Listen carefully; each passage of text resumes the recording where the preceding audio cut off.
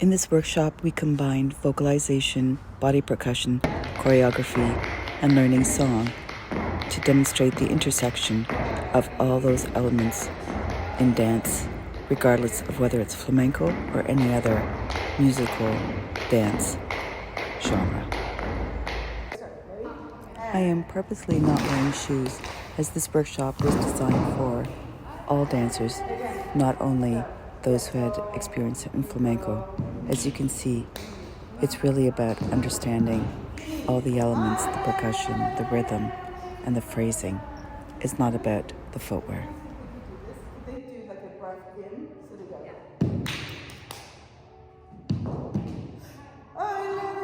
So that the next thing happens, the breath is going out.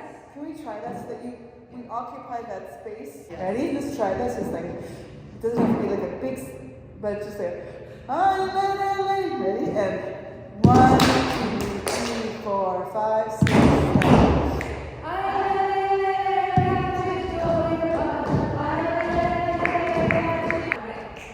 Here Sylvia is demonstrating that the singing is in the syncopation. This is a very important part of flamenco.